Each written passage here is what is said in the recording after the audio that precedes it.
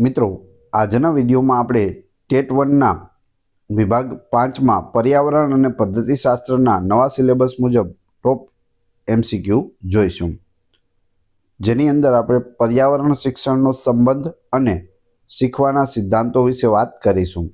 20 ગુણનો આ ટોપિક છે અને 20 પ્રશ્નો પૂછવામાં આવે છે।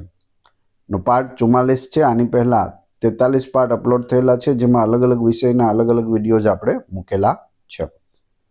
છેલ્લે તમારી ટેસ્ટ પણ લેવામાં આવે છે અને આ વિડીયોની ફ્રીમાં પીડીએફ પણ તમને પ્રોવાઈડ કરાવવામાં આવશે। તો જોઈએ ખૂબ જ અગત્યનો આ વિડીયો। પર્યાવરણ શિક્ષણ એટલે કે એન્વાયરમેન્ટલ એજ્યુકેશન માં પર્યાવરણ શું દર્શાવે છે? શિક્ષણના વિષય વસ્તુનો આધાર અને સંદર્ભ દર્શાવે છે। પર્યાવરણ શિક્ષણનો મુખ્ય ધ્યેય શું છે?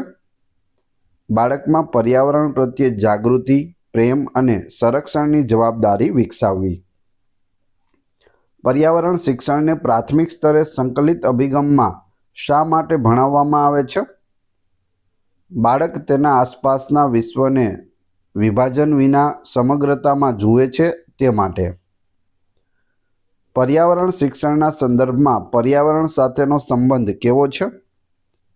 પર્યાવરણ એ શિક્ષણ માટેનો મુખ્ય સ્ત્રોત અને અભ્યાસનો વિષય છે।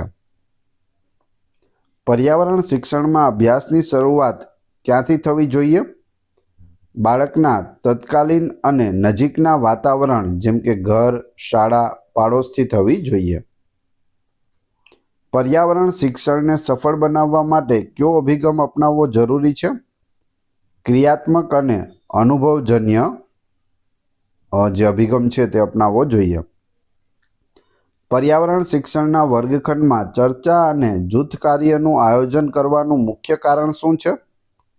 સહકાર, સંવાદ કૌશલ્ય અને બહુપરિમાણીય દ્રષ્ટિકોણ વિકસાવવા। પર્યાવરણ શિક્ષણમાં પર્યાવરણીય મૂલ્યો વિકસાવવાનો હેતુ શું છે? પર્યાવરણ પ્રત્યે સકારાત્મક વલણ અને નૈતિક જવાબદારી કેળવવી। પર્યાવરણ શિક્ષણમાં બાળકના નિરીક્ષણ કૌશલ્યને સુધારવા માટે કઈ પદ્ધતિનો ઉપયોગ કરવો જોઈએ?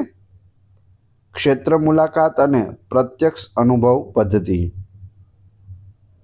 પર્યાવરણ શિક્ષણનો અંતિમ હેતુ શું છે? પર્યાવરણને ટકાઉ અને સુરક્ષિત બનાવવાની દિશામાં કાર્ય કરવું જોઈએ। પર્યાવરણ શિક્ષણમાં બાળ કેન્દ્રીય અભિગમ એટલે શું? બાળકના અનુભવો, જરૂરિયાતો અને રસને શિક્ષણ પ્રક્રિયાના કેન્દ્રમાં રાખવા। પર્યાવરણ શિક્ષણના સંદર્ભમાં પર્યાવરણ શિક્ષણની પ્રકૃતિ કેવી છે?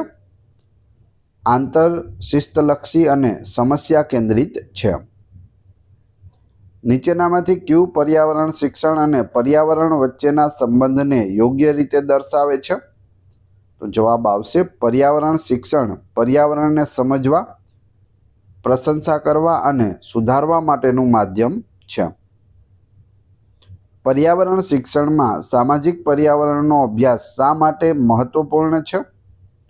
બાળકને સમાજમાં તેની ભૂમિકા અને જવાબદારીઓ સમજાવવા માટે। Option B. પર્યાવરણ શિક્ષણ પ્રવૃત્તિઓ માટે શાળા સિવાય કયું સ્થળ શિક્ષણનું જીવંત સ્ત્રોત બની શકે છે? બાગ બગીચા, નદી કિનારો, સ્થાનિક બજાર અને કારખાનું। પર્યાવરણ શિક્ષણમાં આલોચનાત્મક ચિંતનનો વિકાસ શા માટે જરૂરી છે? પર્યાવરણીય સમસ્યાઓનું પૃથ્થકરણ કરી સર્જનાત્મક ઉકેલો શોધવા માટે। પર્યાવરણ શિક્ષણમાં બાળક દ્વારા જ્ઞાનનું નિર્માણ એટલે શું? બાળક પોતાના અનુભવો અને આસપાસના વાતાવરણ સાથે ક્રિયા પ્રતિક્રિયા કરીને શીખે તેને બાળક દ્વારા જ્ઞાનનું નિર્માણ કહે છે। પર્યાવરણ શિક્ષણમાં શિક્ષકનું કાર્ય માત્ર જ્ઞાન આપવાનું નથી, પણ શું હોવું જોઈએ? બાળકને શીખવા માટેનું યોગ્ય વાતાવરણ પૂરું પાડવું જોઈએ। પર્યાવરણ શિક્ષણ અભ્યાસક્રમમાં પાણી થીમ શા માટે મહત્વની છે? પાણીનું મહત્વ, સ્ત્રોતો, સંરક્ષણ અને જીવન સાથેનો તેના સંબંધનો વ્યાપક અભ્યાસ કરવા માટે જરૂરી છે। પર્યાવરણ શિક્ષણ બાળકમાં કયા પ્રકારની જીવનશૈલી વિકસાવવા પર ભાર મૂકે છે? પર્યાવરણને અનુકૂળ અને સંસાધનોનો વિવેકપૂર્ણ ઉપયોગ કરતી જીવનશૈલી માટે. પર્યાવરણ શિક્ષણમાં બાળકના જ્ઞાનનું મૂલ્યાંકન કેવી રીતે કરવું જોઈએ? બાળકના નિરીક્ષણ, રેકોર્ડ, પોર્ટફોલિયો અને સતત સર્વગ્રાહી મૂલ્યાંકન દ્વારા. વિજ્ઞાન અને સામાજિક વિજ્ઞાનને જોડતા પર્યાવરણ શિક્ષણ અભ્યાસક્રમનો મુખ્ય ફાયદો શું છે? બાળક પર્યાવરણના જૈવિક, ભૌતિક અને સામાજિક પાસાઓને એકસાથે સમજે છે. નીચેનામાંથી કયું પર્યાવરણ શિક્ષણનું બિનવ્યવહારુ ધ્યેય છે? બધા જ વિદ્યાર્થીઓને પર્યાવરણ વિજ્ઞાની બનાવી દેવા. પર્યાવરણ શિક્ષણમાં પ્રોજેક્ટ પદ્ધતિનું મહત્વ શું છે? બાળકને સ્વતંત્ર રીતે સમસ્યા હલ કરવા, આયોજન કરવા અને વાસ્તવિક જીવન સાથે જોડાવા સક્ષમ બનાવવો. પર્યાવરણ શિક્ષણમાં પર્યાવરણીય સંતુલનનું જ્ઞાન આપવાનું કારણ શું છે? સજીવો અને પર્યાવરણ વચ્ચેનો આંતરસંબંધ સમજી અસંતુલન ટાળવા માટે. પર્યાવરણ શિક્ષણ કયા સિદ્ધાંત પર આધારિત હોવું જોઈએ? સરળથી જટિલ તરફ હોવું જોઈએ. મૂર્તથી અમૂર્તના સિદ્ધાંતનો પર્યાવરણ શિક્ષણમાં કેવી રીતે ઉપયોગ થાય છે?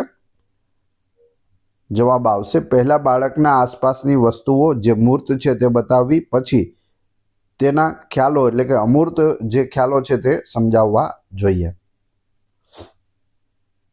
શિક્ષણનો કયો સિદ્ધાંત સૂચવે છે કે બાળકને શું શીખવું છે તેમાં તેને સક્રિય ભાગીદાર બનાવો?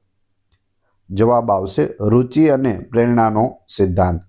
વિડીયો પસંદ આવી રહ્યો હોય તો લાઈક અવશ્ય કરી દેજો. ચેનલ ઉપર નવા હોય તો ચેનલને સબસ્ક્રાઇબ કરી બેલ આઇકોન પ્રેસ કરવાનું ના ભૂલશો. આગળનો પ્રશ્ન છે, જો કોઈ બાળક ખેતરની મુલાકાત લઈને પાક અને જમીનના પ્રકાર વિશે શીખે તો તે કયો સિદ્ધાંત દર્શાવે છે? અનુભવ દ્વારા શિક્ષણ. પર્યાવરણ શિક્ષણમાં જાણીતાથી અજાણ્યા તરફનો સિદ્ધાંત શું સૂચવે છે? બાળક જે જાણે છે નજીકના પર્યાવરણને તેના આધારે અજાણ્યા જ્ઞાન એટલે કે વૈશ્વિક ખ્યાલો તરફ લઈ જવું. પર્યાવરણ શિક્ષણમાં આંતરશિસ્તલક્ષી અભિગમ કયા શિક્ષણ સિદ્ધાંતનું પાલન કરે છે? સંકલન અને એકરૂપતાનો સિદ્ધાંત. શિક્ષણનો કયો સિદ્ધાંત સૂચવે છે કે બાળકને શીખવાની પ્રક્રિયામાં નિયમિત પ્રતિસાદ આપવો જોઈએ? તો તે છે મૂલ્યાંકન અને સુધારણાનો સિદ્ધાંત, ઓપ્શન સી. પર્યાવરણ શિક્ષણમાં વ્યક્તિગત તફાવતોનું મહત્વ શું છે? વ્યક્તિગત તફાવતોનું મહત્વ. દરેક બાળકની ગતિ, ક્ષમતા અને શીખવાની શૈલી મુજબ શિક્ષણમાં વિવિધતા લાવવી જોઈએ. પર્યાવરણ શિક્ષણમાં ચર્ચા પદ્ધતિ કયા શીખવાના સિદ્ધાંત પર આધારિત છે? ક્રિયા દ્વારા શીખવું અને વિચારોની આપ-લે. જો શિક્ષક પર્યાવરણ શિક્ષણમાં કઠિન ખ્યાલ સમજાવવા માટે મોડેલ કે ચિત્રનો ઉપયોગ કરે તો તે કયા સિદ્ધાંતનો ઉપયોગ કરે છે? અવલોકન અને પ્રત્યક્ષતાનો સિદ્ધાંત. કાર્બન ચક્રનો ખ્યાલ સમજાવવા માટે શિક્ષકે પહેલાં શું કરવું જોઈએ? શ્વાસ લેવાની ક્રિયા જે જાણીતી પ્રવૃત્તિ છે તેનું ઉદાહરણ આપીને શરૂઆત કરવી જોઈએ. પર્યાવરણ શિક્ષણમાં જ્ઞાનના કાયમીકરણ માટે કયો સિદ્ધાંત સૌથી વધુ મહત્વપૂર્ણ છે? તો તે છે પુનરાવર્તન, અભ્યાસ અને ઉપયોગ દ્વારા શિક્ષણ. શીખવાના સિદ્ધાંતો પર્યાવરણ શિક્ષકને કયા કાર્યમાં મદદ કરે છે? શૈક્ષણિક પ્રવૃત્તિઓનું યોગ્ય આયોજન અને અમલ કરવામાં મદદ કરે છે. જો બાળક પર્યાવરણને નુકસાન પહોંચાડે તો શિક્ષકે કયા સિદ્ધાંતનો ઉપયોગ કરવો જોઈએ? તેને પર્યાવરણને સુધારવાની સકારાત્મક પ્રવૃત્તિ એટલે કે સુધારણાનો સિદ્ધાંતમાં સામેલ કરવો જોઈએ. પર્યાવરણ શિક્ષણમાં બાળકનો જ્ઞાનાત્મક, ભાવનાત્મક અને ક્રિયાત્મક ત્રણેય પાસાઓનો વિકાસ કરવો કયા સિદ્ધાંતનું પાલન કરે છે? સર્વાંગી વિકાસનો સિદ્ધાંત, ઓપ્શન બી. પર્યાવરણ શિક્ષણમાં શિક્ષક બાળકના અનુભવને જ્ઞાન સાથે કેવી રીતે જોડે છે? અનુભવ પર ચર્ચા કરીને અને તેને પાઠ્યપુસ્તકના ખ્યાલો સાથે જોડીને. શીખવાના સિદ્ધાંત મુજબ પર્યાવરણ શિક્ષણમાં કયો અભિગમ સૌથી વધુ લાંબા ગાળાની અસર પેદા કરે છે? તો તે છે નિરીક્ષણ અને પ્રયોગો દ્વારા સ્વશોધ. તે લાંબા ગાળાની અસર પેદા કરે છે. પર્યાવરણ શિક્ષણમાં પ્રશ્નો પૂછવાનો મુખ્ય હેતુ શું છે? પ્રશ્નો પૂછવાનો મુખ્ય હેતુ બાળકના પૂર્વ જ્ઞાનને જાણવું અને તેને વિચારવા માટે પ્રોત્સાહિત કરવું. કયો સિદ્ધાંત સૂચવે છે કે શિક્ષણની પ્રક્રિયા આનંદદાયક અને રસપ્રદ હોવી જોઈએ? તો તે છે પ્રવૃત્તિ અને રમત દ્વારા શિક્ષણનો સિદ્ધાંત. પ્રેરણાના સિદ્ધાંત મુજબ પર્યાવરણ શિક્ષક શું કરી શકે છે? નવા વિષય વસ્તુને બાળકની રુચિઓ અને દૈનિક જીવન સાથે જોડીને ઉત્સાહિત કરવા. પર્યાવરણ શિક્ષણમાં સાતત્યનો સિદ્ધાંત એટલે શું? સાતત્યનો સિદ્ધાંત જવાબ આવશે જ્ઞાનના એક સ્તરને બીજા સ્તર સાથે વ્યવસ્થિત અને તાર્કિક રીતે જોડવું એટલે શિક્ષણમાં સાતત્યનો સિદ્ધાંત. પર્યાવરણ શિક્ષણમાં ચોક્કસથી અનિશ્ચિત તરફનો સિદ્ધાંત શું સૂચવે છે? પહેલા સ્પષ્ટ તથ્યો અને નિયમો શીખવવા, પછી તેના અપવાદો એટલે કે અનિશ્ચિત છે તે સમજાવવા જોઈએ. જો કોઈ શિક્ષક પર્યાવરણ શિક્ષણમાં રમતગમત દ્વારા શિક્ષણ આપે તો તે કયા સિદ્ધાંતનો ઉપયોગ કરે છે? સહભાગિતા, આનંદ અને ક્રિયાત્મકતાનો સિદ્ધાંત. પર્યાવરણ શિક્ષણમાં શીખવાના સિદ્ધાંતોનો ઉપયોગ કરવાનો સૌથી મોટો ફાયદો શું છે? શીખવાની પ્રક્રિયાને વધુ અસરકારક, કાયમી અને બાળકના વિકાસ માટે સુસંગત બનાવવી. વ્યવસ્થિત અને વિભાજનનો સિદ્ધાંત પર્યાવરણ શિક્ષણમાં શું સૂચવે છે? જટિલ વિષયવસ્તુને નાના વ્યવસ્થિત એકમોમાં વહેંચીને તાર્કિક ક્રમમાં રજૂ કરવા. હવે તમારી ટેસ્ટ જે આપણે વિડીયો જોયો તેમાંથી તમને અહીં પ્રશ્નો પૂછવામાં આવે છે જેના જવાબ તમારે કોમેન્ટ બોક્સમાં આપવાના છે. એવી રીતે આપવાના છે કે જાણે તમને પરીક્ષામાં જ આ પ્રશ્ન પૂછાયો હોય તો તમને આવડે છે કે નહીં. એ પછી આપણે પીડીએફ વિશે પણ વાત કરીશું. પર્યાવરણ શિક્ષણમાં ચર્ચા પદ્ધતિ કયા શીખવાના સિદ્ધાંત પર આધારિત છે? 4 ઓપ્શન આપેલા છે. બીજું, પર્યાવરણ શિક્ષણને સફળ બનાવવા માટે કયો અભિગમ અપનાવવો જરૂરી છે? બંનેના જવાબ ક્રમશઃ કમેન્ટ બોક્સમાં આપી દેજો. આ વિડીયોની ફ્રી પીડીએફ આપને ટેલિગ્રામ અને વોટ્સઅપ ગ્રુપમાં મળી જશે. બંનેની લિંક ડિસ્ક્રિપ્શનમાં આપેલી છે. આ ચેનલ ઉપર ઘણા બધા વિડીયો અવેલેબલ છે. તમે ચેનલના નામ ઉપર ક્લિક કરી વિડીયોમાં જઈ બધા જ લેટેસ્ટ વિડીયો જોઈ શકો છો. મળીએ છીએ નવા વિડીયોમાં. ધન્યવાદ.